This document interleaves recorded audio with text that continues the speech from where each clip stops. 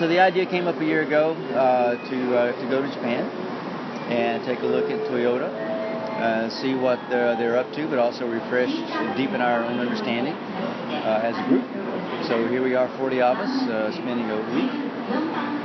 There were choices of what to do, of course, coming to Japan.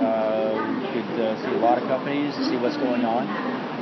We decided to focus on Toyota and do a bit of a deep dive, kind of level set all of us.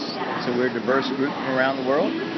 We've never had a chance to see kind of together the same perspective, kind of what Toyota is and what Toyota does and then who they are.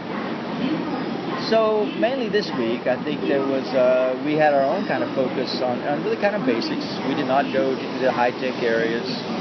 Did not look at what they're thinking about in terms of next-generation powertrain or autonomous driving or any of that stuff.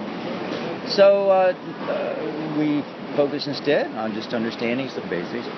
And what we found by looking at the basics was that there really is quite an ongoing activity or focus at Toyota on kind of what we saw as back to basics.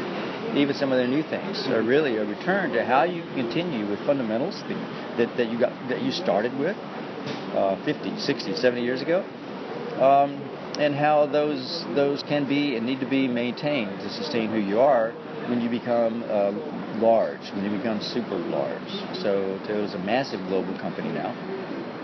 They have, I think we learned 60 models that they produce, vehicles, and that's a lot.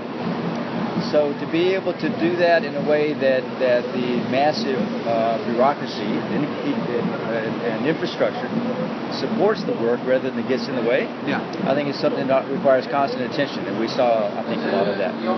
Now, we all know that Toyota did a back-to-basics movement a few years ago when they had their kind of triple crises of a little less than 10 years ago. And at that time, Akio Toyota referred specifically to back to basics. And they did a number of things.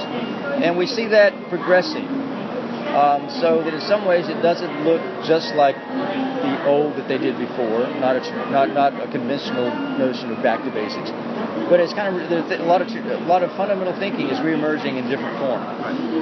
So one of the things that Toyota focuses a lot now on is TNGA, Toyota New Global Architecture, and we learned a lot about this week, both from Chief Engineer of the Camry, but also from suppliers and how they are interfacing with this TNGA.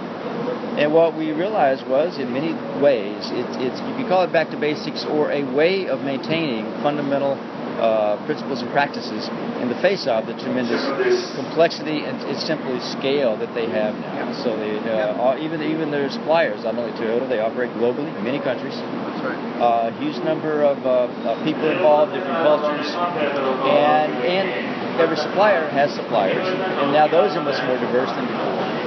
So TNGA, it seemed, I think to many of us this week, a way of maintaining fundamental principles of kind of organizational teamwork in the interest of producing products that customers want. Right. So ultimately it's producing products customers want. It's the same thing Toyota would have said 70 years ago.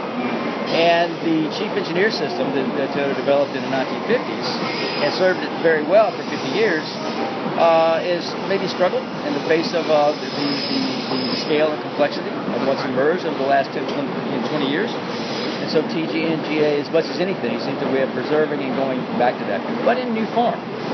So the new global architecture is a new global architecture. So it's not just a matter of trying, okay, let's do what we did 40 years ago. It's not that at all. But I think it's a way of, in the new face of the new current realities, how to embody in your action the principles that were in place a long time. So that's one theme I think that we've heard a lot throughout this week. And I know if we had spent another week and looked at more areas of frontier development, we've seen a lot of that as well. Toyota's, of course, doing a lot in terms of artificial intelligence with vehicles, alternative powertrains, definitely leading the way with hydrogen, and also doing EVs, which a lot of people aren't aware of. But this week we kind of focused on what we wanted to see together as a group. I think we accomplished that. So we're going to reflect before we leave on what we learned. And one of the themes that we brought with us was to think about, people go to Japan to learn. People come to Japan to learn. and a lot of industrial groups come here all the time. And there's a great question about why you'd even bother to do that. If there are models of lean thinking in practice, or the Toyota way around the world, why do you have to come to Japan to do it? What we found was that it was useful to think of a framework of asking what about any of this is purely Toyota, it's a Toyota thing, versus what things might be a Japanese thing, versus what maybe just be a human universal that you could or should be able to find really where, around the globe. So we're kind of exploring what we saw, what we observed this week with that framework. We gave ourselves a little an assessment on that before we came, and we're going to do it again at the end to see if our thinking has shifted or not. So it's been a really busy week. These weeks always are. I think we got a lot out of it as a lean global community. I think we just seeing things from the same perspective and discussing and debating those is instructive. A lot of specifics I think we're all going to take away.